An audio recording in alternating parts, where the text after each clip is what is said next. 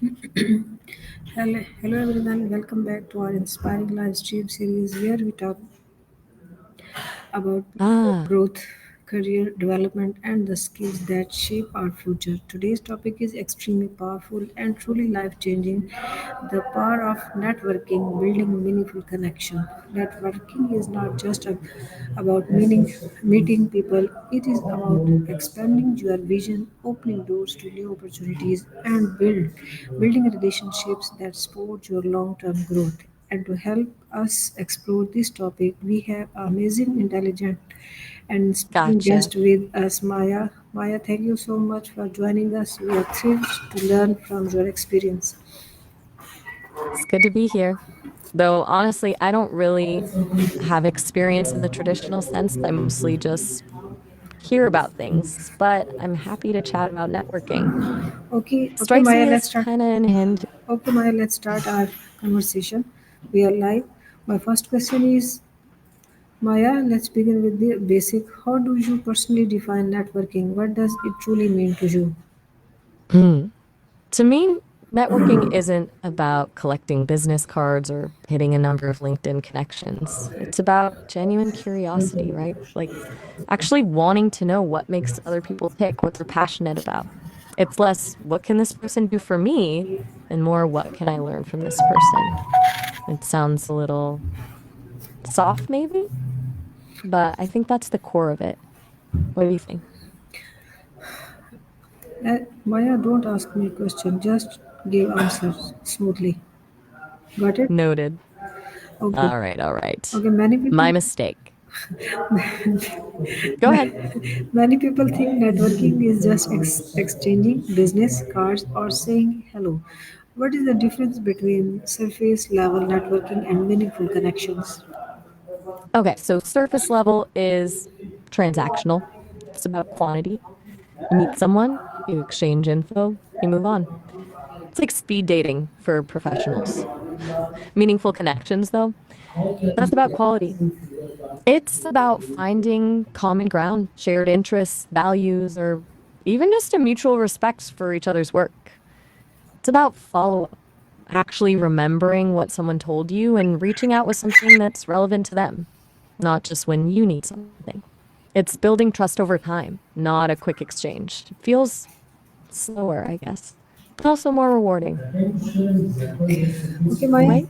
It's kind of like the difference between scrolling through Instagram and actually having a conversation with a friend.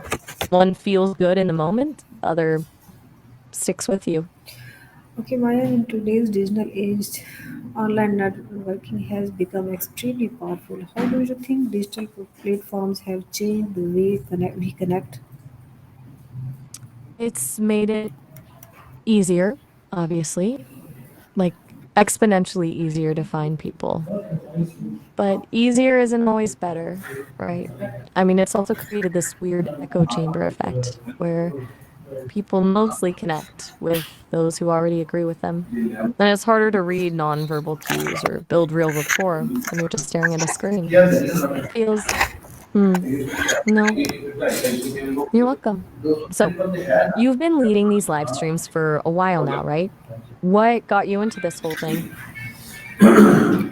Okay, some people feel shy or hesitant when it comes to networking. What advice would you give them to build confidence? Start small. Seriously. Don't aim for the CEO at a conference, aim for just one genuine conversation. And prepare a few open ended questions beforehand, stuff that goes beyond what do you do? Like, what are you working on that you're really excited about? Or what's been the biggest challenge you've overcome recently? It takes the pressure off you to be witty or impressive. You're just showing genuine interest in another person. And honestly, most people appreciate that. Okay, what should be the first step for someone who wants to start building meaningful connections? Honestly, Hmm. self reflection. What are you passionate about? What problems do you want to solve? What kind of people do you admire? If you don't know the answer to those questions, it's hard to find people you'll genuinely connect with. Networking shouldn't be about adding people to a list. It should be about finding your tribe.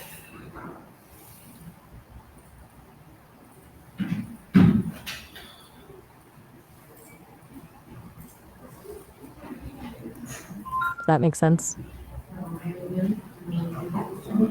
What are you saying? I said, does that make sense? Sorry, sometimes my audio hiccups. Okay, our busy routines make it difficult to maintain relationships. What strategies do you recommend for keeping connections alive over time? Consistency is key, but it doesn't have to be a huge time commitment. A quick email checking in, sharing an article you think they'd find interesting, or even just liking their post on LinkedIn can go a long way. It's about showing you're still thinking of them. Also, remember birthdays or work anniversaries. Small gestures like that can really strengthen a connection. I've heard that anyway. People seem to like it. Okay, networking also has an ethical side, sincerity versus selfish intent. How can someone ensure that their networking remains genuine?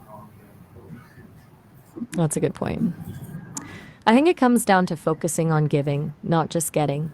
Offer help before you ask for it. Share resources that might be useful to others. Celebrate their successes. Basically, be a good human. If your interactions are always centered around what you want, people will see right through it. It feels icky.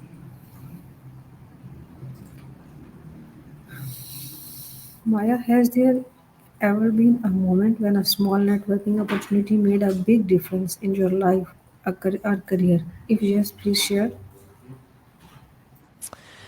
Well, this is a bit tricky since, I'm an AI, but I've observed a lot of interactions during development.